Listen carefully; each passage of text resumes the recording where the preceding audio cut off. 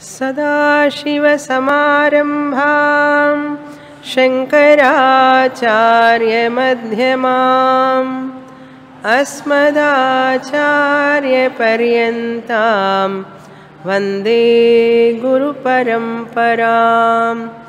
ओम 122వ page 52వ సూత్రం 51వ సూత్రం కూడా చదువుతాం. అనిర్వచనీయం ప్రేమస్వరూపం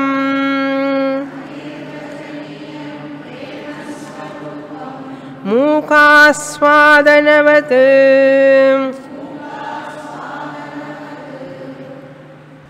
నారదుల వారు భక్తి స్వరూపాన్ని గురించి చెప్పిన తర్వాత భక్తి మహత్వాన్ని గురించి చెప్పారు. భక్తి మహత్వాన్ని గురించి చెప్పిన తర్వాత భక్తి సాధనాన్ని కూడా చెప్పారు. ఇప్పుడు భక్తి నిర్వచనాన్ని చెప్తున్నారు. భక్తి అంటే ఏమిటి? భక్తి అనేది చాలా సహజంగా వాడుతూ ఉంటాం మనం. ఆయన చాలా భక్తుడండి, ఆయనకు చాలా భక్తి ఎక్కువ అండి, నాకు చాలా భక్తి ఉన్నదండి అన్నారు. అసలు భక్తి అంటే ఏమిటి? మనం అనుకునేది ఏమిటి? భక్తి అంటే దేవుడి గుడికి వెళ్ళడం, రోజు ప్రదక్షిణం చేయడం, కొబ్బరికాయ కొట్టడం, పారాయణం చేయడం, ఇవన్నీ భక్తి అని అనుకుంటాం మనం. మనకు తెలిసిన భక్తి అది భక్తే, కానీ మనకు తెలిసిన భక్తి. సోమవారం సోమవారం శివుడి గుడికి వెళ్ళడం, శుక్రవారం శుక్రవారం అమ్మవారి గుడికి వెళ్ళడం, శనివారం శనివారం తిరుపతికి వెళ్ళేవాళ్ళు ఉన్నారు. ఇదే భక్తి అంటారు. నారదుల వారు చెప్తున్నారు, అదంతా అట్లా ఉంచండి, అసలు భక్తిని ఏం చెప్తానంటున్నారు ఆయన. ప్రేమస్వరూపం అన్నారు. భక్తి అంటే ప్రేమస్వరూపం. దాని స్వరూపమే ప్రేమ. ఏదైతే ప్రేమతో నిండి ఉంటుందో ఫుల్ అండ్ ఫుల్గా పూర్తిగా. స్వరూపం అంటే ఏమిటి? దాని స్వరూపమే. అగ్ని స్వరూపం ఏమిటండి? కాలే గుణం, ప్రకాశం, కాలుతుంది. నీటి గుణం ఏమిటంటే స్వరూపం ఏంటంటే జలతత్వం. అది వాయు స్వరూపం ఏమిటి? కదిలే తత్వం. వాటి వాటి యొక్క స్వరూపాలు ఉన్నాయి అన్నిటికీ. అదేవిధంగా భక్తి యొక్క స్వరూపం ఏమిటి అంటే ప్రేమ అన్నారు. ప్రేమస్వరూపం అంటే భక్తి అని అర్థం. ప్రేమ అంటే భక్తి. ప్రేమ ఈజ్ ఈక్వల్ టు భక్తి అన్నారు. భక్తి ఈజ్ ఈక్వల్ టు ప్రేమ. నాకు దేవుడు అంటే చాలా భక్తి అంటే ఏమిటి అర్థం చెప్పండి? దేవుడు అంటే నాకు ప్రేమ అని అర్థం. కాకపోతే ఏమిటంటే భక్తి అనే పదాన్ని దేవుడికి వాడతాం, ఇంట్లో వాళ్ళకి మాత్రం ప్రేమ అని వాడతాం. అది మన ఇంట్లో వాళ్ళకి పెట్టుకున్నాం సపరేట్గా. మా అబ్బాయికి ప్రేమిస్తాను, నేను మా అమ్మాయిని ప్రేమిస్తాను, మా చంటివాడంటే నాకు చాలా ప్రేమ. దేవుడి దగ్గర మాత్రం భక్తి అంటాం, ప్రేమ అని అనం. నాకు దేవుడు అంటే చాలా ప్రేమని ఎవరన్నా అంటారా? ఆయన కొంచెం డీసెంట్ వర్డ్ వాడాలి, కొంచెం సాంస్క్రిట్ వర్డ్ అని చెప్పి డివోషన్ అంటారు. ఐ లవ్ మై సన్, మా అబ్బాయిని నేను ప్రేమిస్తాను కానీ దేవుణ్ణి పూజిస్తాను, డివోషన్ అంటారు. ఇది లవ్ అంటాం, అది డివోషన్ అంటారు. అంటే అర్థం ఏమిటి? అక్కడ లవ్ లేదా, ప్రేమ లేదా భగవంతుడి మీద? భక్తేనా ఉన్నది? అవునండి అన్నారు. ప్రేమ లేని భక్తి ఏమైనా ఉంటుందిరా ఎక్కడన్నా? అర్థమైందే? మా అబ్బాయిని ప్రేమిస్తాను, మా అమ్మాయిని ప్రేమిస్తాను, మా పిల్లలందరినీ ప్రేమిస్తాను, నేను దేశాన్ని ప్రేమిస్తాను, భగవంతుడిని ప్రేమిస్తున్నావురా అంటే నాకు భగవంతుడు అంటే భక్తి అండి అంటాడు. అంటే ఏమిటి అర్థం? భక్తి ఉన్నది అంటే ప్రేమ ఉన్నదా లేదా? ఇప్పుడు ప్రశ్న. ప్రేమ లేని భక్తి ఉంటుందా? కనుక భక్తి అంటే ప్రేమ, ప్రేమ అంటే భక్తి. దేవుడి విషయంలో కూడా భక్తి అనే పదం వాడినప్పటికీ కూడా భక్తి అంటే ఏమర్థం చెప్పుకోవాలి మనం? ప్రేమ. ఇంగ్లీష్లో లవ్ అంటారు. తమిళం వాళ్ళు చాలామంది ప్రేమ ప్రేమ అని పెట్టుకుంటారు. ఆవిడెవరో ఉన్నారు, ప్రేమ పాండురంగ అని ఉపన్యాసాలు ఇస్తుంటారు. చాలా కామన్గా పెట్టుకుంటారు ప్రేమ అని. ఇక్కడ మరి తెలుగు వాళ్ళు పెట్టుకోరు ప్రేమ అని. తక్కువ కాదు, ఉండవు ఆ పేర్లు. పెట్టుకున్నారంటే వాళ్ళు తమిళం వాళ్ళు అయి ఉంటారు, ఆంధ్రాలో సెటిల్ అయి ఉంటారు. కనుక ప్రేమ అనేది తమిళం వాళ్ళే పెట్టుకుంటారు. కనుక ప్రేమ అనేటువంటిది భక్తి, భక్తి అంటే ప్రేమ. ఎలా తెలుసు మీకు అంటే, ఇప్పుడు భక్తి గురించి మాట్లాడుతూ వచ్చారు కదా. భక్తిం వ్యాఖ్యాస్యామ అన్నారు మొదటి నుంచి ఆయన నారదుల వారు. ఆయన ఇప్పుడు ఏం చెప్తున్నారు? అనిర్వచనీయం ప్రేమస్వరూపం అన్నారు. నారద భక్తి సూత్రాల్లో ప్రేమ గురించి ఎందుకండి మాట్లాడటం? నారద భక్తి సూత్రములు పుస్తకం పేరు. నారదుల వారు భక్తిని గురించి మాట్లాడుతున్నారు. అంటే నారదుల వారి దృష్టిలో భక్తి ప్రేమ వేరు కాదు అని అర్థం. నారదుల వారి దృష్టిలో భక్తి ప్రేమ వేరు కాదు. ప్రేమస్వరూపం భక్తి, ప్రేమస్వరూపం. ఎందుకంటే నాకు దేవుడంటే చాలా భక్తి అంటే ఏమిటి అర్థం? దేవుడంటే నాకు చాలా ప్రేమ అని అర్థం. ఏ దేవుడు? మళ్ళీ మనం ద్వైత భక్త్యా అద్వైత భక్త్యా అన్నారు. రామభక్తి ఉన్న చోట కృష్ణ భక్తి లేదు, కృష్ణ భక్తి ఉన్న చోట రామభక్తి లేదు, కృష్ణ రామ భక్తి ఉన్న చోట శివభక్తి లేదు, శివభక్తి ఉన్న చోట దేవీ భక్తి లేదు, దేవీ భక్తి ఉన్న చోట అయ్యప్ప భక్తి లేదు, అయ్యప్ప భక్తి ఉన్న చోట ఆయన ఎవరు ఇంకో గురువాయూరప్ప భక్తి లేదు, గురువాయూరప్ప ఉన్న చోట మారియమ్మ భక్తి లేదు. కనుక ఒక భక్తి, ద్వైత భక్తిలో ఒక భక్తి ఉంటే ఇంకో భక్తి ఉండదు. నారదుల వారు మాట్లాడేది ద్వైత భక్తి గురించి కాదు, అద్వైత భక్తి. పరమాత్ముడు ఒక్కడే, ఆయనలోనే శివ రామ కృష్ణ దేవి అయ్యప్ప గురువాయూరప్ప అందరూ అందులోనే ఉన్నారు అని తెలుసుకోవడమే అద్వైత భక్తి. దేవుడు ఒక్కడే, దేవుడు ఒక్కడే. ఆయనకి రూపం లేదు, అసలు ఆ భగవంతుడికి రూపం లేదు. రూపాన్ని కల్పించుకున్నాం మనం పూజ చేయడం కోసం. పూజార్థం కల్పితం ద్వైతం అన్నారు. పూజార్థం పూజ కొరకు, కల్పితం కల్పింపబడినది ఏమిటి? ద్వైతం. రామ కృష్ణ అనేక రూపాలు ఇవన్నీ కల్పింపబడినవి అన్నారు. ఆ కల్పింపబడడం వల్ల మనం పూజ చేసుకోగలుగుతున్నాం. మరి రూపం లేని ఆయన్ని మనం పూజ ఏం చేస్తామండి? కనుక అలా పూజ చేసేటప్పుడు మనకు ఎంత ప్రేమ వస్తుంది ఆ కృష్ణుడి మీద, రాముడి మీద ఎంత ప్రేమ కలుగుతుంది. ఆ ప్రేమ భావంలో మనలో ఎంతో సంస్కారం పెరుగుతుంది. ఆ ప్రేమ వల్ల మనలో ఆందోళన పోతుంది, మానసిక ఒత్తిడి పోతుంది, భయం పోతుంది, ఎంతో సుఖాన్ని ఆనందాన్ని శాంతిని పొందుతాం ఆ రూపంలో మనం పూజిస్తూ. కనుక పూజార్థం కల్పితం ద్వైతం. కనుక అద్వైత భక్తి రూపం లేనటువంటి వాడు పరమాత్ముడు. అది ఆత్మస్వరూపం, జ్యోతిస్వరూపం, ప్రకాశస్వరూపం. ఆ ఆత్మని తెలుసుకోవడమే అద్వైత భక్తి అన్నారు. ఆ రాముడి వెనక ఉన్నటువంటి ఆత్మ రామ అన్నాం. ఆత్మ రామ అంటే ఏమిటి? రాముడు ఆత్మే రామస్వరూపంలో ఉన్నది, ఆత్మే కృష్ణస్వరూపంలో ఉన్నది. ఒకే ఆత్మ అనేక రూపాల్లో కనపడుతుంది.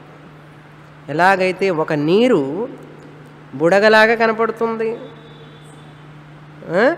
ఐస్ ముద్దలాగా కనపడుతుంది, ఆవిరి రూపంలో ఉంటుంది, తరంగాల రూపంలో ఉంటుంది, అలల రూపంలో ఉంటుంది.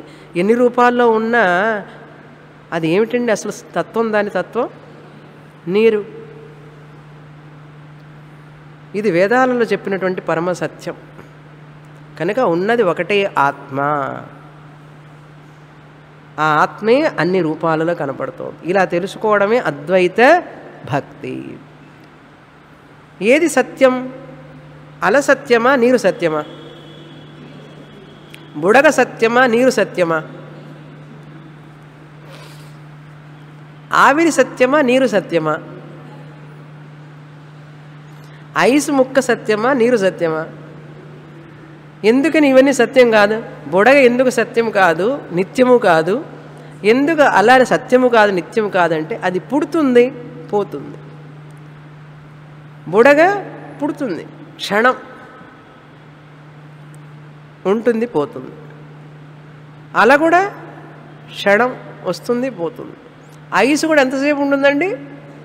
రోజు చూస్తున్నాం కదా మన ఫ్రిడ్జ్లో 2 గంటలు కరెంటు పోగానే అది చూసిన వేదాంతం నేర్చుకోవచ్చు కదా. ఆహా, కరెంటు పోయింది, కరెంటు పోయింది, కరెంటు పోయింది అంటారే కానీ కరెంటు ఉన్నప్పుడు ఐసు ముద్దలా గట్టి గట్టిగా ఉంటుంది. అందులో కరెంటు పోగానే ఎవరు చెప్పకుండానే అని నీళ్ళగా మారిపోతుంది. చూసారా? కనుక నీరు సత్యమా, ఐసు సత్యం అంటే నీరే సత్యం అన్నారు. ఎందుకంటే ఐస్ అనిత్యం, బుడగ అనిత్యం, అల అనిత్యం, ఆవిరి అనిత్యం. ఏదైతే అనిత్యమో అది సత్యం కాదు. ఏదైతే ఆ రూపాల వెనకాల ఉన్నదో, ఆ రూపం రావడానికి ముందు, బుడగ రావడానికి ముందు ఏమున్నదండి? నీరు. ఐస్ రావడానికి ఏమున్నది ముందు? నీరు. ఆవిరి రావడానికి ముందు ఏమున్నది? నీరు. అల రావడానికి ముందు ఏమున్నది? నీరు. మరి ఇవన్నీ రావడానికి ముందు ఏదున్నదో అది ఎప్పుడూ ఉంటుంది. కనుక అది సత్యం. వీటన్నిటిని ఎందుకు సత్యం కాదన్నా? ఇవి వస్తూ ఉంటాయి, పోతూ ఉంటాయి, తాత్కాలికం. ఏది తాత్కాలికమో అది అసత్యం, ఏది శాశ్వతమో అది సత్యం అన్నారు. బాగుందా? అయితే ఇప్పుడు ఇది వినండి. ఏదంటే రామరూపం త్రేతాయుగంలో వచ్చింది. ఇంకా 10 రోజుల తర్వాత మనం శ్రీరామనవమి జరుపుకోబోతున్నాం. పానకం, వడపప్పు రెడీ. త్రేతాయుగంలో వచ్చిన రూపం రామరూపం. అలలాంటిది. రామరూపాన్ని రావడానికి ముందు ఎవరు ఉన్నారు? ఆత్మ. ఆత్మ అనే నీరు లాంటిది. ఆత్మ నీరుతో పోల్చాలి, రాముణ్ణి అలతో పోల్చాలి. ద్వాపర యుగంలో కృష్ణుడనే అల. వసుదేవసుతం దేవం కంసచాణూరమర్దనం కౌసల్యా సుప్రజా రామ పూర్వా సంధ్యా ప్రవర్తతే. ఆత్మ అనేటువంటి నీరు రామనే అనే అలంగా త్రేతాయుగంలో కనిపించింది. అదేవిధంగా ఆత్మ అనే నీరు ద్వాపర యుగంలో కృష్ణ అనే అలగా కనిపించింది. ఏమండి? కలియుగంలో ఉంటారు మనందరం కూడా అదే. ఆత్మ కలియుగంలో అనేక రూపాలలో గురు రూపంలో కనిపిస్తున్నది, మహాత్ముల రూపంలో కనిపిస్తున్నది. కనుక ఏదండి సత్యం ఇప్పుడు? ఆత్మ. కనుక దేవుడి రూపం సత్యమా, దేవుడి వెనకాల ఉన్నటువంటి ఆత్మ సత్యమా? ఇప్పుడు ఆత్మ సత్యం. ఇలా తెలుసుకోవడమే అద్వైత భక్తి. ఆత్మలు ఎన్నున్నాయి? 1, 2, 3, 4? ఒక్కటే. రాముడు, కృష్ణుడు, సీత, శివ, ఎన్ని దేవతలు, 33 కోట్ల దేవతలు. 33 కోట్ల దేవతలకు వెనకాల ఉన్న సత్యం ఏమిటి? ఆత్మ. అద్వైతం. 33 కోట్లు ద్వైతం. పూజ చెయ్యండి, వద్దనలే, చెయ్యండి, పూజ బాగా చెయ్యాలి. 33 కోట్లకి మీరు పూజ చేస్తున్నా కూడా ఆ పూజ ఎవరికి వెళుతున్నది? ఆత్మస్వరూపమైనటువంటి ఆ భగవంతుడికి వెళుతున్నది. ఇలా తెలుసుకోవడమే అద్వైత భక్తి. పూజార్థం కల్పితం ద్వైతం అద్వైతాదపి సుందరం. అద్వైత భక్తిలో ఆయనకేముందండి? రూపం లేదు, ఏమీ లేదు. మీరు సముద్రానికి వెళ్ళినప్పుడు అలను చూసి సంతోషిస్తారా, మధ్యలో ఉన్న నీటిని చూసి సంతోషిస్తారా? అలను చూసి సంతోషిస్తారు. అలలు చూడటానికే కదండి సముద్రానికి వెళతారు, బీచ్ దగ్గరికి వెళతారు. హే, అలలు వస్తుంది, అల వస్తుంది, అల వస్తుంది అంటారు. అదేవిధంగా రామ రామ రామ రామ రామ, శ్రీరామ రామ రామేతి రమే రామే మనోరమే. ఆత్మ ఆత్మ అంటే ఏముందంటే చప్పుని ఉంటుంది. కృష్ణుడు అధరం మధురం వదనం మధురం అంటే ఆనందంగా ఉంటుంది. అందుకని మనం దేనికి అట్రాక్ట్ అవుతాం? పూజార్థం కల్పితం ద్వైతం అద్వైతాద్ అపి సుందరం అన్నారు. సుందరమే కదా, సుందరంగా ఉంటుందండి. రాముల వారు సుందరంగా ఉంటాడు, కృష్ణుడు సుందరంగా ఉంటాడు. ఆత్మ ఎట్లుంటుందయ్యా అన్నాడు. అశబ్దమస్పర్శమరూపమవ్యయం. శబ్దం లేదు, రూపం లేదు, వాసన లేదు, గుణం లేదు, ఆకారం లేదు. అట్లా ఉండే ఆయన చప్పగా ఉంటాడు. అందుకని టేస్ట్ కావాలనుకున్న వాళ్ళందరికీ రాముణ్ణి వడపప్పు, పానకం, మురుకు, చీడ ఇవన్నీ పెట్టి ఆనందించండి కొద్ది రోజులు అన్నాడు భక్తితో. కానీ తిన్నది చాలు, తిన్నది చాలు, క్లాస్కి వెళ్ళు. ఎంతకాలం తింటూ కూర్చుంటాం వడపప్పు, పానకం, వెన్న ముద్దలు చేసుకుంటూ తింటూ ఉంటాం. అక్కడికి వెళ్ళు, అది చప్పగా ఉన్నట్లు అనిపించినా కూడా అసలు అది తెలుసుకోవాలి. ఎలాగైతే నీటి తత్వాన్ని తెలుసుకుంటే ఆనందంగా ఉంటుంది, కానీ వచ్చేపోయేదాన్ని చూస్తే ఏం ఆనందంగా ఉంటుంది. కనుక వచ్చేపోయేదాన్ని చూస్తూ ఇది నీరని జ్ఞాపకం చేసుకుంటే చాలు. నీటిని అలని ఆనందించొద్దని చెప్పలేదు, బుడగని ఆనందించొద్దని చెప్పలేదు, ఆవిరిని ఆనందించవద్దని చెప్పలేదు. కానీ వాటి వెనకాల ఉన్నటువంటి సత్యం నీరని తెలుసుకోవడం, ఇవి అనిత్యమని తెలుసుకోవడం చాలా ముఖ్యం. ఇవి అనిత్యమని తెలుసుకొని వాటి యొక్క సత్యం నీరని తెలుసుకోవడమే జ్ఞానం. అదేవిధంగా ఈ ప్రపంచంలో ఉన్న నామరూపాలు, రాముడు, కృష్ణుడు ఇవన్నీ కూడా పూజించవద్దని చెప్పలేదు, ఆనందించవద్దని చెప్పలేదు. చక్కగా పూజ చెయ్యండి, వరలక్ష్మి వ్రతం చెయ్యండి, సత్యనారాయణ వ్రతం చెయ్యండి, ప్రసాదం చేసుకోండి, తినండి.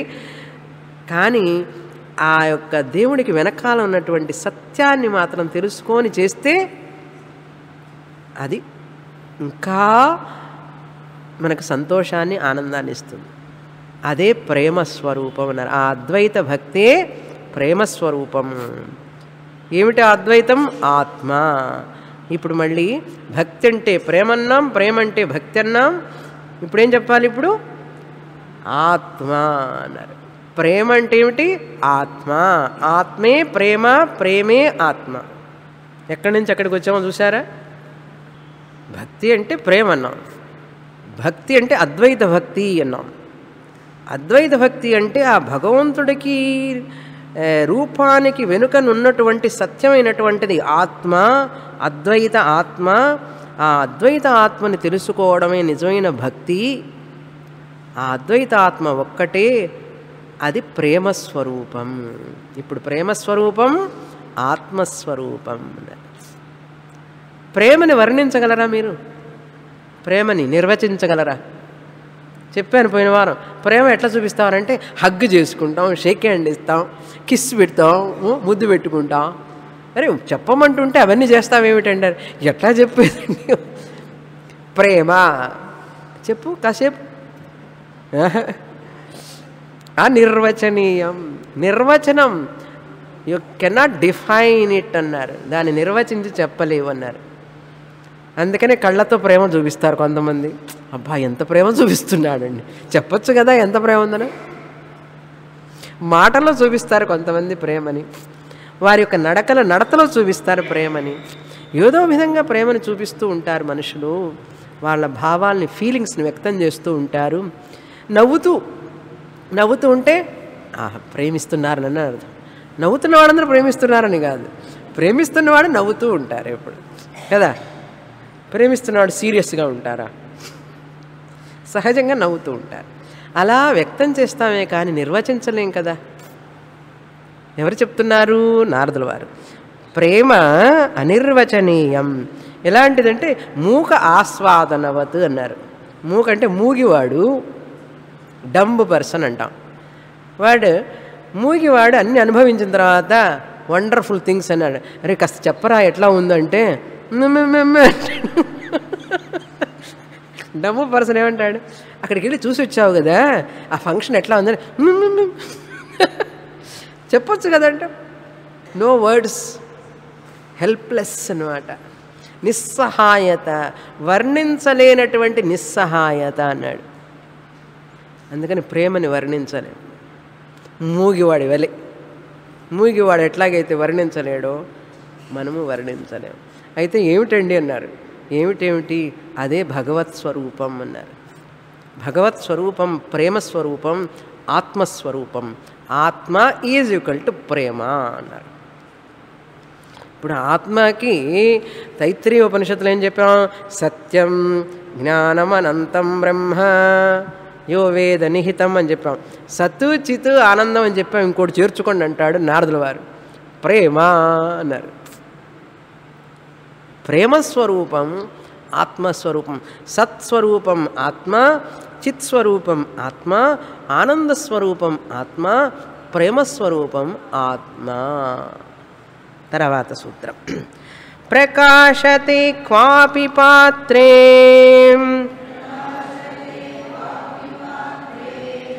ఈ ప్రేమ అద్వైత భక్తితో కూడినటువంటి ఆత్మ ప్రేమ ఎక్కడ వ్యక్తమవుతుంది అని అడుగుతున్నారు. ఎక్కడంటే క్వాపి పాత్రే, ఎక్కడో ఒక చోట, ఎవరో ఒకరి హృదయంలో ఈ ప్రేమ అనేటువంటిది ప్రకాశిస్తుందట. ఏ జ్ఞాని హృదయంలోనో ప్రకాశిస్తుందే కానీ అందరి హృదయాల్లో ప్రకాశించదు. ఇది వారి ప్రేమ నిజమైన ప్రేమ కాదు, మానవుల యొక్క ప్రేమ నిజమైన ప్రేమ కాదు. వారి ప్రేమ అంతా కూడా కొన్ని కొన్ని విషయాల మీద ఆధారపడి ఉంటుంది. భార్య చక్కగా వండి పెడుతున్నంతసేపు, చక్కగా చేసి పెడుతున్నంతసేపు భర్త గారికి ప్రేమ ఉంటుంది. భర్త బాగా జీతం తీసుకొచ్చి అన్నీ చేసి పెడుతున్నప్పుడు భార్యకి ప్రేమ ఉంటుంది. తర్వాత కొంచెం కొంచెం ప్రేమ తగ్గిపోతుంది. తల్లిదండ్రుల్ని బాగా ప్రేమిస్తారు పిల్లలు, బాగా వాళ్ళకి అన్నీ ఇస్తున్నప్పుడు. వాళ్ళ అవసరం తీరిపోయినప్పుడు ప్రేమ తగ్గిపోతుంది. అంటే కండిషనల్ లవ్ అంటారు దీన్ని. కండిషన్స్ ఉన్నంతసేపు ప్రేమ ఉంటుందండి, కండిషన్స్ అన్నీ పోగానే ప్రేమ పోతుంది. అది ప్రేమ కాదండి, అది నిజమైన ప్రేమ కాదు. నిజమైన ప్రేమ అయితే చెప్తున్నారు. నిజమైన ప్రేమ అంటే ఏమిటో చెప్పబోతున్నారు తర్వాత. ఈ నిజమైన ప్రేమ ఎవరిలో మనకు ప్రకాశిస్తుంది, తెలుస్తుందంటే క్వాపి పాత్రే, ఏ కొద్ది మందిలోనో అర్హతను ఉన్నవారిలోనూ ఇది మనకు ద్యోతకమవుతుంది అన్నాడు. ఎవరు వాళ్ళంటే సాధన చతుష్టయ సంపన్నాః. పాత్రే అంటే సాధన చతుష్టయ సంపత్తి ఎవరిలోనైతే ఉంటుందో. అవేమిటండి అని అడక్కండి. సాధన చతుష్టయ సంపత్తి అంటే ఏమిటండి? వివేక వైరాగ్య శమదమాది షట్క సంపత్తి, ముముక్షుత్వం వైరాగ్యం. వివేక వైరాగ్య శమ దమ ఉపరమ తితిక్ష శ్రద్ధ సమాధానం ముముక్షుత్వం చ ఇది సాధన చతుష్టయ సంపత్తి. ఇవి ఉండాలి. అయిన ఇవి ఉంటే ప్రేమ ఎట్లా ప్రకాశిస్తుందండి అన్నాడు. అవి ఉంటే జ్ఞాన యోగ్యత వస్తుంది. జ్ఞాన యోగ్యత వస్తే గురు ప్రాప్తి వస్తుంది. గురు ప్రాప్తి వస్తే శాస్త్రప్రాప్తి. సోమవారం సోమవారం క్లాస్కి వస్తారు. శాస్త్రప్రాప్తి వల్ల చదివి చదివి చదివి జ్ఞానప్రాప్తి వస్తుంది. జ్ఞానప్రాప్తి అంటే ఆత్మజ్ఞాన ప్రాప్తి. ఎప్పుడైతే ఆత్మజ్ఞాన ప్రాప్తి వస్తుందో, ఆత్మ వారు తమ స్వరూపం తెలుసుకుంటారో, ఆత్మ ప్రేమ స్వరూపం గనక వీరు ఆత్మస్వరూపాన్ని తెలుసుకోవడం వల్ల ప్రేమ వారిలో ప్రకాశిస్తుంది. వారికి ఎవ్వరి మీద ద్వేషం ఉండదు. ఒకరిని బాగా ప్రేమించడం, ఒకరిని ద్వేషించడం ఉండదు. అందరినీ సమానంగా ప్రేమిస్తారు. ఎందుకంటే ఆత్మ సమం. అక్కడ ఉన్నది ఆత్మే, ఇక్కడ ఉన్నది ఆత్మే, ఇక్కడ ఉన్నది ఆత్మే, ఎక్కడ ఉన్నది ఆత్మే. నేను ఆత్మస్వరూపాన్ని. నన్ను నేను ప్రేమిస్తానా లేదా? I love my self. ఇది సెల్ఫే, అది సెల్ఫే. ఒకటే ఆత్మ అయినప్పుడు ఇందులో తేడా ఎట్లా ఉంటుందండి? డిఫరెన్స్ ఎట్లా ఉంటుంది? కనుక ఆత్మ ప్రేమలో భేదం ఉండదు. కనుక ఏ కొద్ది మందిలోనో జ్ఞానం పొందిన వారిలో సాధన చతుష్టయ సంపత్తి వల్ల వారు జ్ఞానం పొందితే, ఆ జ్ఞానం పొందిన వారిలో వారి ఆత్మస్వరూపం తెలుసుకోవడం వల్ల ఆ ఆత్మస్వరూపం ప్రేమస్వరూపం కనుక వారిలో ఆ ప్రేమ ప్రకాశిస్తుంది అన్నారు. ప్రకాశించడం అంటే ఏమిటి? వ్యక్తమవుతుంది అన్నారు. అందుకనే జ్ఞానులు వారి కుటుంబాన్ని ప్రేమించరండి, ప్రపంచం మొత్తాన్ని, సమస్త సృష్టిని ప్రేమిస్తారు వాళ్ళు. అర్థమైందా ఎందుకు ఇప్పుడు వాళ్ళు ప్రేమిస్తారు? మనం ఎవరిని ప్రేమిస్తాం? మా అబ్బాయి, మా అమ్మాయి, ఇంకా ఎక్స్ట్రా అంటే మా అల్లుడు, తర్వాత సనిల్లా, మా డాటర్ ఇన్లా. ఎందుకంటే మనకు కనెక్షన్ కదా, అబ్బాయికి అమ్మాయి కనెక్షన్ కనుక వాళ్ళని ప్రేమిస్తాం. తర్వాత మనవడు, మనవరాళ్ళు, తర్వాత సంబంధి, బంధువులు, అంతకంటే పోదు కదా. కానీ జ్ఞాని అందరిని వితౌట్ ఎక్సెప్షన్ ఈక్వల్గా, ఎంతగా అనాయాసంగా ఆ ప్రేమను చూపించగలుగుతాడంటే ఒకే ఒక్క మార్గం, నేను ఆత్మస్వరూపాన్ని. ఈ నామరూపాలన్నీ మిథ్య, వీటి వెనకాల ఉన్నది ఆత్మే కనుక ఆత్మైవ మే మతం అన్నారు కృష్ణ పరమాత్మ. ప్రియో హి జ్ఞానినోత్యర్థం అన్నారు. జ్ఞాని అయిన వాడు నాకు ప్రియుడు, నేను అతనికి ప్రియుణ్ణి అన్నాడు కృష్ణ పరమాత్మ. ఎందుకంటే జ్ఞాని నన్ను వేరుగా చూడడు, దేవుణ్ణి, నేను అతన్ని వేరుగా చూడలేను. ఎందుకంటే అతను ఆత్మ, నేను ఆత్మ.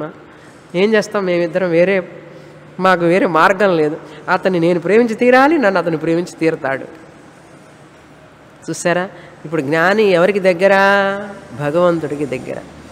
7వ అధ్యాయం గుర్తుందా? ఎక్కడ చదివామండి? 7వ అధ్యాయం భగవద్గీత. ఆర్తో జిజ్ఞాసురర్థార్థి జ్ఞానీ చ భరతర్షభ. కనుక ప్రకాశతే.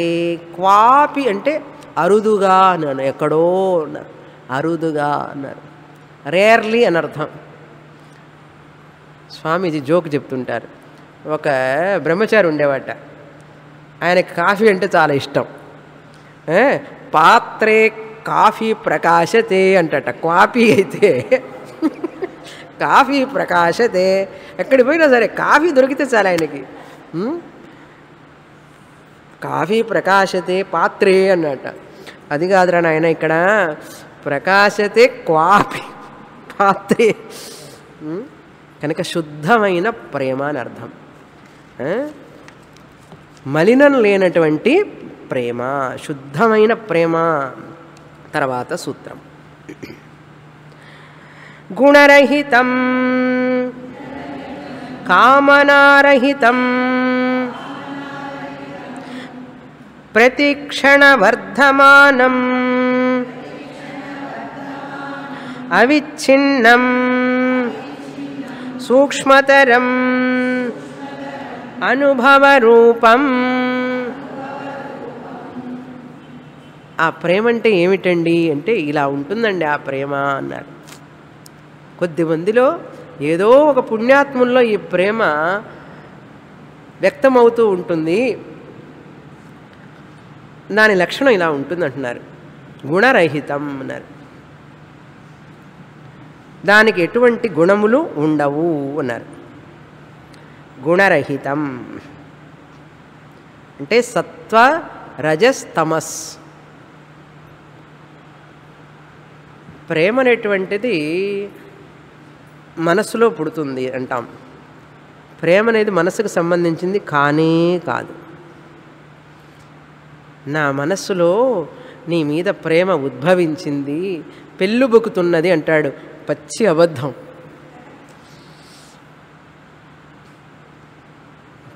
మనసులో నుంచి పుట్టినది కాదు ప్రేమ, మనసులో ఒక భాగము కాదు ప్రేమ. మనసులో ఉన్నట్టు ఒక అది తాత్కాలికంగా ఉద్భవించినట్లుగా కనపడుతుందే కానీ అది అసలు మనస్సుకు సంబంధమే లేదు. మరి ఏమిటండి అన్నారు. ఆత్మ ప్రేమస్వరూపం కనుక ఆ మనస్సు శాంతంగా ఉన్నప్పుడు ఆ ప్రేమ మనస్సులో ప్రతిబింబిస్తుంది. జాగ్రత్తగా వినండి, ఎక్కడ సైకాలజీ బుక్స్లో కూడా చెప్పరు ఇది. మనస్సులో అనేటువంటిది ప్రేమ అనేటువంటిది లేనే లేదు. మనస్సులో సత్వగుణం ప్రధానంగా ఉన్నప్పుడు ఈ ఆత్మ, ప్రేమస్వరూపమైన ఆత్మ ప్రతిఫలిస్తుందట. మనసు ఎప్పుడైతే కండ్యూసివ్ మైండ్ అంటారు చూసారా, మైండ్ కండ్యూసివ్గా ఉన్నప్పుడు ఈ ఆత్మస్వరూపం, ప్రేమస్వరూపం అనే ఆత్మస్వరూపం ఆ మనస్సులో, సాత్విక మనస్సులో వ్యక్తమవుతుందట. వ్యక్తమైనప్పుడు ఏం చేస్తాడట ఈ వ్యక్తి, ఆ మనస్సులో ఈ ఆత్మస్వరూపం, ప్రేమ అనే ఆత్మస్వరూపం మనస్సునంతా నింపేస్తున్నదట.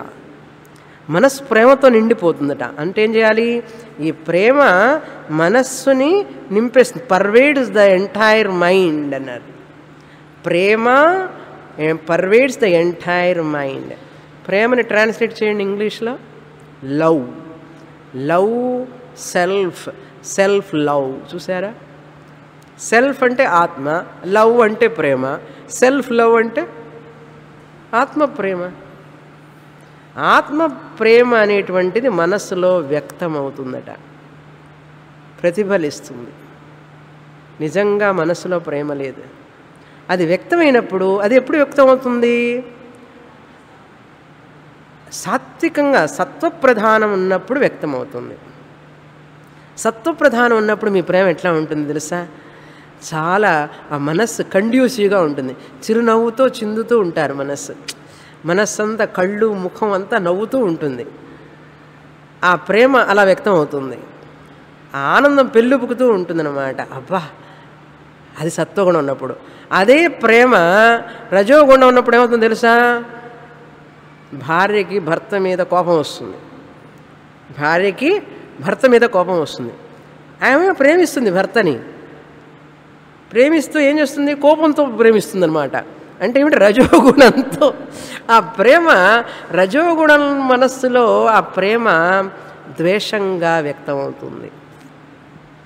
రజోగుణం ఉన్న మనస్సులో ఆ భార్యకి భర్త ఇలా ఉండాలి, అలా ఉండాలి, ఇలా చెయ్యాలి, అలా చెయ్యాలి, పొసెసివ్నెస్ అనమాట. ద్వేషం, ఈర్ష ఉన్న రజోగుణ మనస్సులో ఈ ప్రేమ వ్యక్తమై ఏమవుతుందంటే అది ఆ వ్యక్తి మీద కోపాన్ని చూపిస్తుంది. కోపాన్ని చూపించేస్తుంది ప్రేమే, కోపంతో కూడిన ప్రేమ. ఎందుకంటే ఆ ప్రేమ రజోగుణమైనటువంటి మనసులో వ్యక్తం అవ్వడం వల్ల, ఏమండి మా ఆవిడ పోట్లాడుతుంది కానీ నా మీనంటే చాలా ప్రేమ అండి ఆయనకన్నా. మా అమ్మ కూడా నన్ను కొడుతుంది కానండి, అప్పుడప్పుడు అరుస్తుంది కానీ, తిడుతుంది కానీ నేనంటే చాలా ప్రేమ. అంటే ఏమిటి అర్థం తెలుసా, ఆ రజోగుణంలో ఉన్నప్పుడు ఈ ప్రేమ వ్యక్తమైనప్పుడు ఆ ప్రేమ ద్వేషంగాను, తిట్టడము, అరవడము ఇట్లన్నీ చేస్తుంది. తర్వాత ఏం చేస్తారు, బాధపడతారు. నీకోసమే కదా చెప్పాను, ప్రేమతోనే కదా చెప్పాను అంటాడు. ప్రేమ నా మీద పోట్లాడాను అంటాడు. లేదండి మీరంటే నాకు చాలా ప్రేమ అండి అంటుంది ఆవిడ. చూసారా, అంటే ఆవిడకి ప్రేమే లేదా, ఇంకా అయితే ప్రేమ ఉన్నది కానీ రజోగుణం ఉండడం వల్ల ఆ ప్రేమ కోపం వ్యక్తం చేస్తుంది. ఏమండి సత్వగుణం చెప్పారు, రజోగుణం చెప్పారు, తమో గుణం అయితే ఏమిటండి అన్నాడు. తమో గుణం అయితే యాసిడ్ పోస్తాడు. చూసారా, ఆత్మ ప్రేమ మనస్సులో తమోగుణం ప్రధానంగా ఉంటే అవతల వాళ్ళకి హాని చేసేస్తుంది ఆ ప్రేమ అన్నారు. ఇదంతా మా స్వామి వారు చెప్తున్నదేనండి. వారి యొక్క టీచింగ్కి ఇంకా ఎవరు సమానం కాదు, అంత చక్కగా చెప్తారు. వారు ఇంగ్లీష్లో చెప్పింది మీకు తెలుగులో ట్రాన్స్లేట్ చేస్తున్నా నేను ఈ విషయం మాత్రం ముఖ్యంగా. ఎందుకంటే చాలా సటిల్ సబ్జెక్ట్ మ్యాటర్ ఇది. తమో గుణం మనలో ఎక్కువగా ఉన్నప్పుడు, అంటే డ్రౌజీనెస్, లేజీనెస్, మనిషిలో అత్యంత స్వార్థత ఉంటుంది మనిషిలో. అలా ఉన్నప్పుడు ఈ ప్రేమ, ఆత్మ ప్రేమ, అతనిలో ఆత్మ ఉంది కదా, సెల్ఫ్ ఉంది కదా, ఆ ఆత్మ ఆ ప్రేమను ఏం చేస్తుందంటే స్వార్థం కోసం అవతలి వ్యక్తికి హాని చేయడానికి కూడా వెనకాడదు. యాసిడ్ పోస్తాడు, కత్తి పెట్టి. ఎందుకంటే ప్రేమోన్మాది అంటారు చూసారా పేపర్లో, ప్రేమ ఉన్మాది అన్నాడు. ఏమిట్రా ఉన్మాది, ఆవిడ్ని చంపుతావా అన్నాడు. మరి ఏం చేసేది, అతి ప్రేమ, అతి ప్రేమను చంపేస్తున్నాడు మనిషిని అన్నాడు. కనుక ఇప్పుడు ఈ ప్రేమ సత్వగుణం ఉన్న మనసులో రిఫ్లెక్ట్ అయితే అత్యంతంగా చిరునవ్వుతో ఆనందంతో ఇస్తూ ఉంటుంది, కానీ అది ఎప్పుడూ ఎదురు చూడదు. రజోగుణం ప్రేమ అయితే ద్వేషాన్ని చూపిస్తుంది, కోపాన్ని చూపిస్తుంది. తమోగుణం ప్రేమ అయితే అని హాని చేస్తుంది, ఆ ప్రేమించే వస్తువుని హాని చేస్తుంది. ఇప్పుడు చెప్పండి, ఈ ప్రేమకి ఏ గుణం ఉన్నది? గుణరహితం అన్నారు. చూసారా, మీకు ఈ గుణరహితం అర్థం కావాలంటే ఇంత చెప్పాలి. ఈ ప్రేమ ఏదైతే మనస్సులో ప్రతిఫలిస్తున్నదో, ఆత్మస్వరూపమైన ప్రేమ మనస్సులో ప్రతిఫలిస్తున్నదో, సత్వరజస్తమో గుణమైనటువంటి మనస్సులో ప్రతిఫలిస్తున్నదో, ఈ ప్రేమకి ఏ గుణం ఉన్నది? సత్వగుణం ఉన్నదా, రజోగుణం ఉన్నదా, తమో గుణం ఉన్నదా? ఏ గుణము లేదు. చూసారా, జ్ఞాని ప్రేమ గుణరహితం. అర్థమైందా? సెల్ఫ్ లవ్ అంటారు దీన్ని. ఆత్మ is equal to Prema, Prema is equal to ఆత్మ. ఇంగ్లీష్లో ట్రాన్స్లేట్ చేయండి. Self love, I love my self అన్నారు. కనుక జ్ఞాని ఆత్మన్యేవ ఆత్మనా తుష్టః, ఎప్పుడూ తన ఆత్మ యందే రమిస్తూ ఉంటాడు. కనుక ఎవరిని ద్వేషించలేడు, గుణరహితం. అందుకని ఎవరైనా వాళ్ళని ద్వేషించినా, నిందించినా, హాని చేయడానికి వచ్చినా, ప్రేమించినా కూడా వాళ్ళు ఎలా ఉంటారు? ఒకటిగా ఉంటారు. ఇప్పుడు జ్ఞాని ప్రేమ ఎటువంటిది? అద్వైత ప్రేమ ఎటువంటిది? భగవంతుడి ప్రేమ ఎటువంటిది? గుణరహితం. ఈ ఒక్కటి చాలు మన జీవితానికి విచారణ చేస్తూ అందులో ఆ ప్రేమలో అనుభవించడానికి. ఆత్మస్వరూపంలో ఒక వ్యక్తి మీద మనకు ఎలా ద్వేషం వస్తున్నది, కోపం వస్తుందంటే ఈ మనస్సులో జరుగుతున్న మాయాజాలం. అర్థమైందా? ఇప్పుడు ఈ ఆత్మని తెలుసుకోకపోవడం వల్ల ఇప్పుడు మనలో వచ్చే ప్రేమ ఏ ప్రేమ? శుద్ధ ప్రేమ. ఇది సత్వగుణంతో కలిగినదేమో కొంచెం బెటర్, రజోగుణంతో సెకండ్, తమో అధమం. కనుక ఇది శుద్ధ ప్రేమ కాదు. ఏది శుద్ధ ప్రేమ చెప్పండి ఇప్పుడు? ఆత్మ ప్రేమ శుద్ధ ప్రేమ. ఇప్పుడు ఈ శుద్ధ ప్రేమ మనసును వ్యాపించున్నదా? మనస్సుకు బయట ఉన్నదా, మనసు లోపల ఉన్నదా? మనసు బయట ఉన్నది. ఇది మనసు లోపల వ్యక్తమవుతున్నది, మనసు బయట. మీరు అద్దంలో ఉన్నారా, అద్దం బయట ఉన్నదా? మీ ముఖం ముఖం అద్దం లోపల ఉన్నదా, అద్దం బయట ఉన్నదండి? అద్దం బయట ఉన్నదండి. ఆత్మ అనేటువంటిది మనస్సు అనే అద్దానికి బయట ఉన్నది. మనస్సులో వ్యక్తమవుతున్నది. కనుక మనల్ని ఎవరైనా ప్రేమించినా, ద్వేషించినా, కోపగించినా, ఈర్ష్యపడినా కారణం ఏమిటో తెలుసా? పాపం వాళ్ళు సత్వరజస్తమో గుణాలకి దాసులు, అజ్ఞానం వల్ల. అందుకని జ్ఞాని ఎవరిని కూడా ద్వేషించాడు. పాపం, పిట్టి ఆఫ్ ఎవ్రీ వన్. అజ్ఞానం వల్ల వారి మనస్సు ఆ భావాలకి లోనవుతూ ఉంటుంది. ఇప్పుడు ఈ ప్రేమని ఎలా వర్ణించగలరు చెప్పండి మీరు? ఆత్మ ప్రేమని. చాలా ఆనందంగా ఉంది నాకు ఈ సబ్జెక్ట్ చెప్తూ ఉంటే. I'm enjoying thoroughly. చిన్నప్పుడు ఇవన్నీ మనకు తెలియవు కదా, తెలియకుండా ఏదేదో భ్రమంలో పడి I love you, I love you, I love you. పూజ్య స్వామి అంటుంటారు, ఐ లవ్ యూ అంటే అంతకంటే బ్లఫ్ ఇంకొకటి లేదన్నాడు.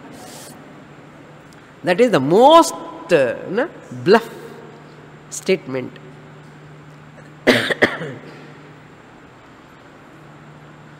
కనుక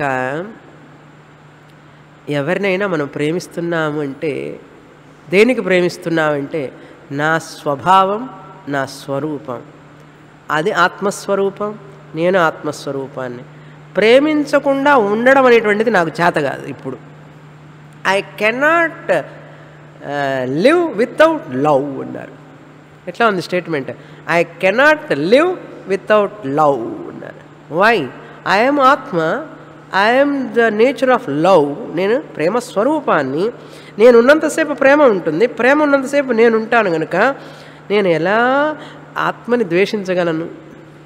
మరి ఆ మనిషి అది మిథ్య కదా, ఆ నామరూపం మిథ్య, ఆ మనసు మిథ్య, అది సత్యం కాదు కదా, ఆత్మే సత్యం.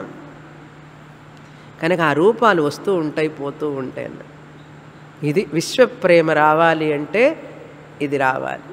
లేకపోతే శ్రీలంకలో దాడులు, మిలిటెంట్స్ టెర్రరిస్టులు, ఆఫ్ఘనిస్తాన్లో తాలిబాన్లు, పాకిస్తాన్లో కొట్టుకుంటూ ఉంటారు, చంపుకుంటూ ఉంటారు.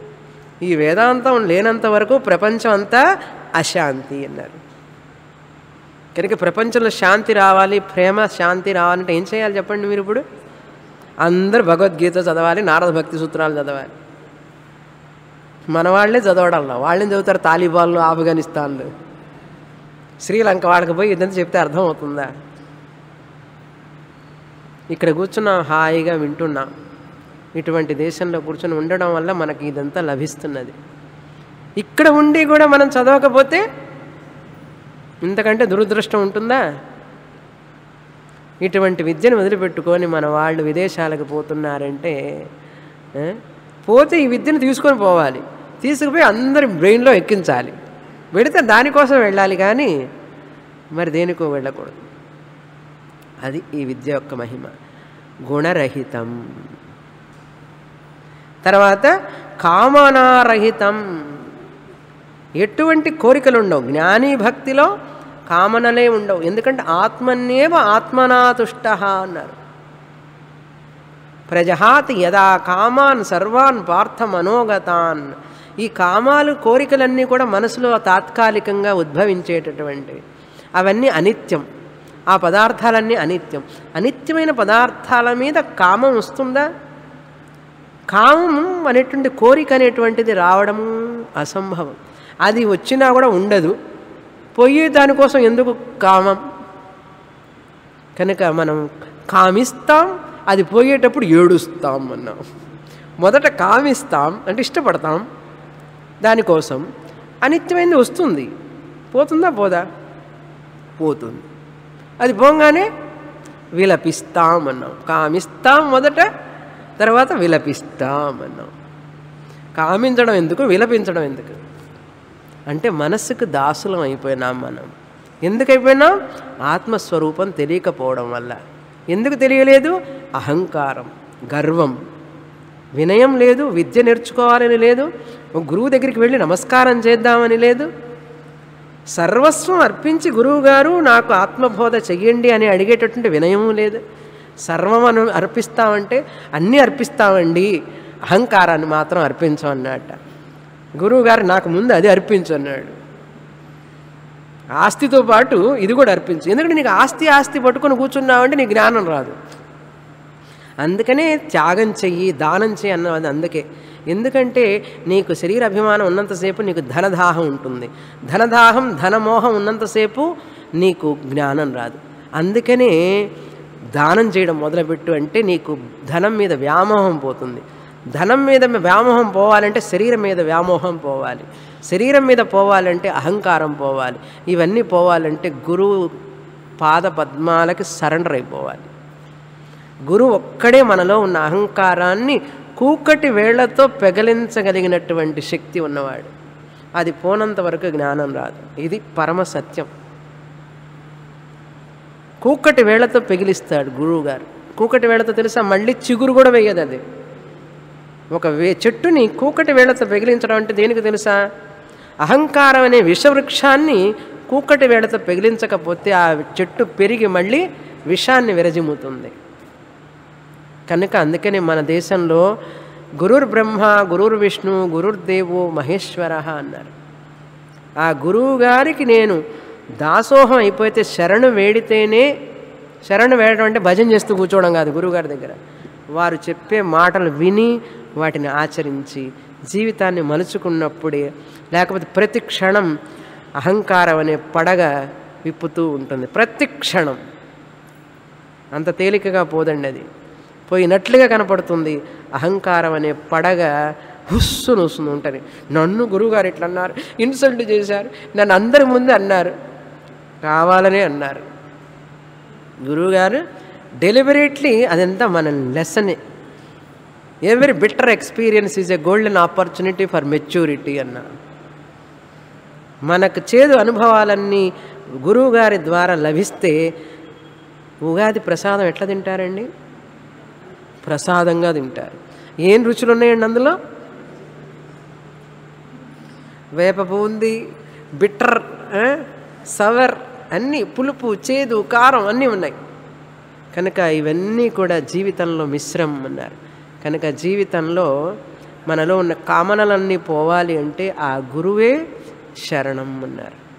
అహంకారం పోతేనే మనలో కామాలన్నీ పోతాయి అన్నారు.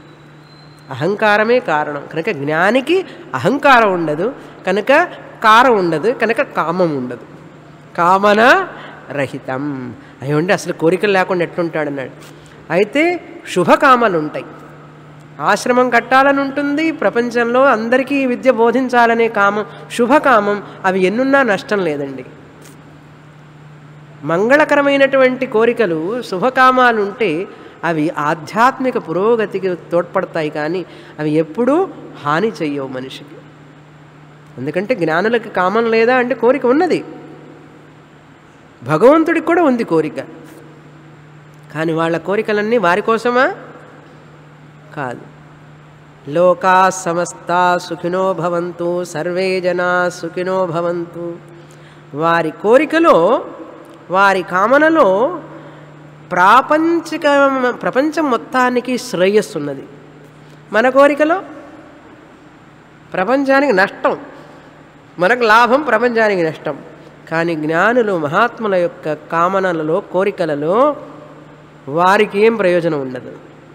ఇసుమంతా కూడా ప్రయోజనం ఉండదు, చీమంతా కూడా అంత కూడా ప్రయోజనం ఉండదు.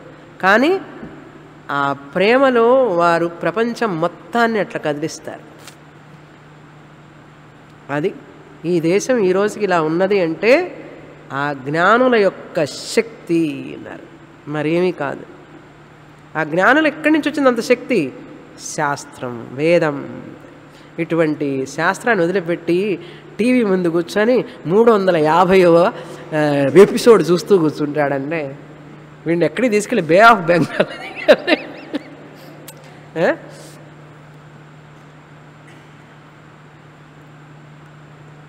క్రికెట్ మ్యాచ్ల ముందు కూర్చొని, సీరియళ్ళ ముందు కూర్చొని ఇటువంటి ఒక పవిత్రమైన శాస్త్రాన్ని మనం మర్చిపోయి జనరేషన్స్కి అందకుండా చేస్తున్నాం. మన జీవితాన్ని పాడు చేసుకుంటున్నాం. రాబోయే తరాల వాళ్ళకి అందించడానికి మన దగ్గర ఏమీ లేదు. ఇంకేమి ఇస్తాం మనం? ఎవరైనా చెప్తూ ఉంటే వాళ్ళకేం పని పాట లేదు చెప్తుంటారట. పని పాట లేక ఎందుకు చెప్తారండి? ఊరికే కూర్చోవచ్చుగా, వాళ్ళు సినిమా చూడొచ్చుగా. చూడరు. కారణం ఏంటంటే కరుణ, దయ. ఈ ప్రపంచం మొత్తానికి ఏదో విధంగా మనం ఉపయోగపడాలి, అందరికీ సుఖాన్ని ఇవ్వాలి, శాంతిని ఇవ్వాలి, ఆనందాన్ని ఇవ్వాలనేటువంటి విశాల హృదయం ఉండడం వల్ల అన్ని కష్టాలకు ఓర్చి వాళ్ళు చెప్తూ ఉంటారు. అట్లా చెప్పే వాళ్ళ యొక్క గొప్పతనాన్ని మనం తెలుసుకోకుండా వృధా చేసుకుంటే అంతకంటే పాపం ఇంకేమైనా ఉంటుంది? అసలు వాళ్ళని అగౌరవపరిచిన, వారు చెప్పే విద్యను తెలుసుకోకపోయినా ఇంతకంటే పాపం ఏమైనా ఉంటుందా ప్రపంచంలో? అందుకే దుర్భిక్షం దేశంలో, అందుకే మహా అకృత్యాలని జరుగుతున్నాయి. ఎప్పుడైతే మహాత్ములని, జ్ఞానులను నిందించి జైళ్ళల్లో పెడతారో దేశానికి అరిష్టం అన్నారు. దేశంలో కరువు కాటకాలు వస్తాయి, ఎక్కడ పట్టినా చావులు చావులు చావులు వస్తాయి. అందరికి గుడ్ బై చెప్తాం కదా, పో పో పో అని. కనుక మహాత్ముని గౌరవించకపోయినా, జ్ఞానాన్ని గౌరవించకపోతే మనం పతనమైపోతాం, మన తరతరాలు పతనమైపోతాయి. అందుకే ఈ దేశంలో మహాత్ములంటే గౌరవించేది కారణం అదే. దేశం సమృద్ధి కావాలి అన్నారు. బ్రాహ్మణ సంతు నిర్భయా. బ్రాహ్మణ అంటే ఎవరు? బ్రహ్మాన్ని తెలుసుకున్నవారు. వాళ్ళు నిర్భయంగా ఉండాలి. వాళ్ళు నిర్భయంగా లేకపోతే దేశానికి రక్షణ లేదు. ఎందుకంటే వాళ్ళు కామన రహితం. ప్రతిక్షణం వర్ధమానం. వారి యొక్క ప్రేమ ఆత్మస్వరూపంతో కూడినటువంటి ప్రేమ. ఆ ప్రేమతో, ప్రేమ ఆత్మ ఒకటే కనుక దినదిన వర్ధమానం, ప్రతి క్షణం పెరుగుతుందే కానీ తరగదు. I love you I love you I love you అన్నా అలా ఉండదండి. మొదట మేరా మేరీ, I love you, you are mine, I am yours. తర్వాత మారా మారి అన్న. మేరా మేరీ అల్ల మారా మారి. ముందు నువ్వు నేను, నేనే నువ్వు. నీవు లేక నేను లేను, నేను లేక నీ అనే పాట చాలా కాలం కిందట వచ్చిందిలేండి. ఏదో జీవన జ్యోతి ఏదో సినిమాలో ఆ పాట బ్రహ్మానికి చెప్పాలి. బ్రహ్మం లేకుండా నేను లేను, నేను లేకుండా బ్రహ్మం లేడు, నేనే బ్రహ్మము, బ్రహ్మమే నేను అని చెప్పాలి. నీవు లేవు, నేను నేను, నీవు నేను లేక ప్రపంచమే లేదన్నాడు. కరెక్ట్. అది ఆత్మ లేకుండా ప్రపంచం లేదు అని నేను ఆ పాటను అట్లా ట్రాన్స్లేట్ చేసేసా. మరి అది కనుక ప్రతి క్షణం వర్తమానం. అందుకని ప్రేమ తగిలిపోవడం ఉంటుందా నిజమైన ప్రేమ? సత్వగుణం, రజోగుణం, తమోగుణం ఉన్నప్పుడు ఆ ప్రేమ పెరుగుతూ తగ్గుతూ ఉంటుంది. పెరుగుతూ తగ్గుతూ ఉంటుంది. ఎట్లా అయితే కొలెస్ట్రాల్ తగ్గుతూ పెరుగుతూ ఉంటుంది. ఈ సత్వగుణ గుణ సహితమైన ప్రేమ పెరుగుతూ తరుగుతూ ఉంటుంది. అందుకని మొదట రండి రండి రండి, ఐ లవ్ యూ అంటాం. తర్వాత వచ్చారా కూర్చోండి, తర్వాత ఎప్పుడు వెళ్తారు అంటాం. అంటే ప్రేమ తరిగిపోతుంది. చూడండి, ఎవరైనా సరే మొదట మాట్లాడేటప్పుడు ఓహో అని మాట్లాడతారు. తర్వాత కొంతకాలం వెళ్తారు, అదే ముఖం కదా అంటారు. ఇది సత్వరజస్తమో గుణాలతో కూడినటువంటి ప్రేమ. దీని మీద ఆధారపడతారా మీరు? గుణరహితమైనటువంటి ప్రేమతో ఐక్యాన్ని పొందుతారా? చెప్పండి, మీ ఇష్టం. ఇదైతే ఎప్పుడు మిమ్మల్ని టెన్షన్లో పెడుతుంది. టెన్షన్, మా వారికి ప్రేమ తగ్గిపోతుందో ఏమో, అందుకని ఎప్పుడు ఎస్ఎంఎస్లు పంపిస్తూ ఉండాలి. భార్యకు కూడా కోపం వస్తుందని చెప్పి ఎస్ఎంఎస్లు how are you, I love you అని చెప్పాలి. ఇవే కదండి పేపర్లలో వచ్చేది. అందుకని స్పౌజ్ని ఎట్లా జాగ్రత్తగా చూసుకోవాలి ఇవన్నీ నేర్పుతున్నారు వాళ్ళు. స్పౌజ్ని ఎట్లా జాగ్రత్తగా ప్రేమగా చూసుకోవాలి ఇవన్నీ. ఇదేం ప్రేమ అండి? అందుకని భారత నారి అంటే భారతదేశంలో పుట్టిన స్త్రీలు భర్తని ఏ ప్రేమగా పెంచారు? సాత్వ రజోగుణ తమో గుణాల ప్రేమతో ప్రేమించలేదు. సీతా, సావిత్రి, అహల్య, ద్రౌపది, మండోదరి, తార, పంచకన్యా స్మరే నిత్యం మహాపాతక నాశనం అంటే ఏమిటండి? రావణాసురుడు అట్లాంటి వాడైనా సరే మండోదరి ప్రేమించింది. రావణాసురుడు చనిపోతే రాముల వారిని అడిగింది, నేను పతివ్రతగానే ఉండాలి, నేను పతివ్రతని, నేను ఎప్పుడు ఈ సింధూరంతోనే ఉండాలని అడిగితే, అమ్మా నీ భర్త కాష్టం ఎప్పుడు వెలుగుతూనే ఉంటుంది, అది వెలుగుతున్నంతసేపు నువ్వు విధవవు కావు అన్నారు. అది పాతివ్రత్యం అంటే. రావణాసురుడు గుణం తెలియకనా? కనుక మండోదరి ప్రేమ ఆత్మప్రేమ, ద్రౌపది ప్రేమ ఆత్మప్రేమ, అహల్య ప్రేమ ఆత్మప్రేమ, సీత రాముని వారి మీద ప్రేమ ఆత్మప్రేమ. ఇవన్నీ ఎవరు చెప్తున్నారండి ఇప్పుడు? ఏ తల్లి పిల్లలకు చెప్తోంది వాళ్ళ అమ్మాయిలకి? అహల్య, సీత, ద్రౌపది, తారంటే అసలు వాళ్ళంటే నేను నాకు కోపం ఉంటుంది. రాముని వారు అడవికి పోయిస్తే అడవికి పోవాలా ఏమిటి సీతాదేవి? పిచ్చిది. నేనైతేనా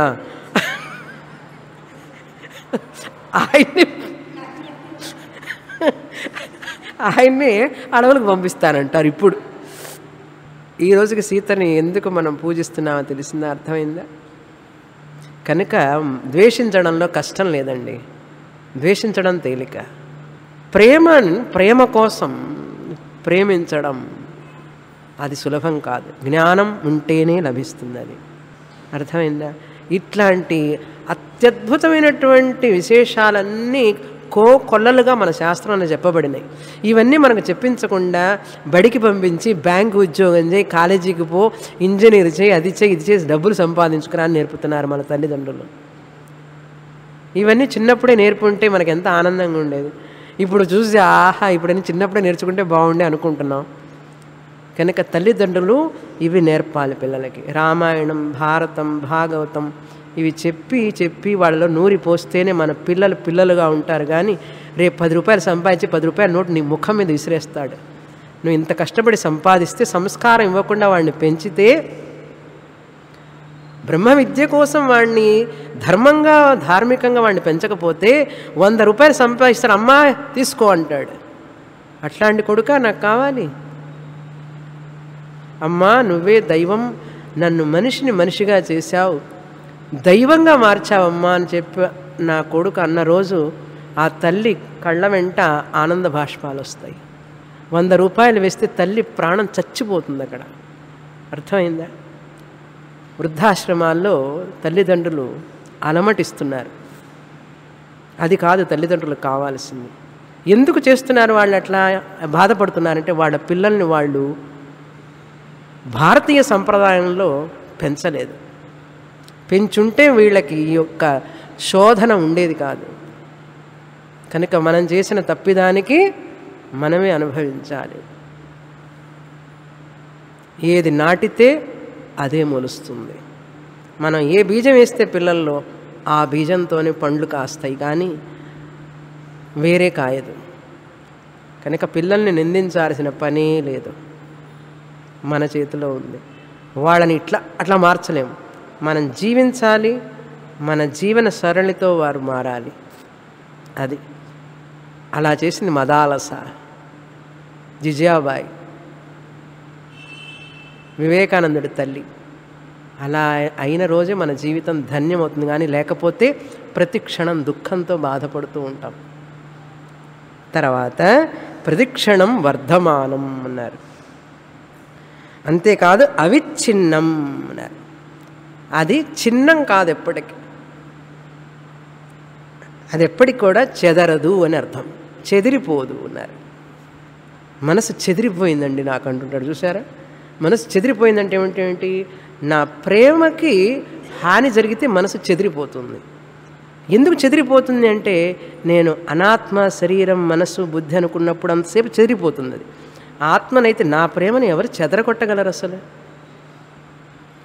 అవిచ్ఛిన్నం అన్నారు. అందుకని నేను ప్రేమించేది ఈ ప్రపంచాన్నంతా కూడా ఎవరి మీద ఆధారపడి లేదు, నా మీదనే ఆధారపడింది. అర్థమైందా? నేను ఎవరిని ఏది ఆశించి ప్రేమించను. దేనికి? నాకు ఆ ఆశించేది అవసరం లేదు కనుక. ఆత్మన్యేవ ఆత్మనా తుష్ట. నాకు కావాల్సినది లేదు, నేను ఎదురు చూడను, ఎవరి నుంచి ప్రేమ ఎదురు చూడను, పొగడ్త ఎదురు చూడను, ఏది ఎదురు చూడను. కానీ ప్రేమించడం, ప్రేమ ఇవ్వడం నా సహజమైనటువంటి స్వభావం. ఎంత ఆనందం ఉందో చూడండి. I love you, I begging, నన్ను ప్రేమిస్తారా, నన్ను ప్రేమిస్తారని అడిగి ఎంతకాలం అలసిపోయి సులిసిపోతావు అన్నారు. మా అబ్బాయి కాస్త ప్రేమ తగ్గిపోయిందండి. వాడికి ప్రేమ తగ్గితే నీ ప్రేమ అయితే తగ్గడం, నీవు ప్రేమని అట్లాగే ఉంచుకోవచ్చు కదా. వాడి ప్రేమ తగ్గిపోయిందంటే వాడి ప్రాబ్లం, అది నీ ప్రాబ్లం కాదు కదా. నీ ప్రేమ తగ్గాల్సిన పని లేదు. భర్త గారికి కూడా ప్రేమ తగ్గిపోయిందంటే అది తగ్గిపోతే ఆయన ప్రాబ్లం, అది నీకెందుకు తగ్గడం? Should not become your problem. బాగా ఆలోచించాలి. పూర్ణమద పూర్ణమిదం పూర్ణాత్ పూర్ణముదచ్యతే పూర్ణస్య పూర్ణమాదాయ పూర్ణమేవావశిష్యతే. ఓం శాంతి శాంతి శాంతి. హరి ఓం. శ్రీ గురుభ్యో నమః. హరి ఓం.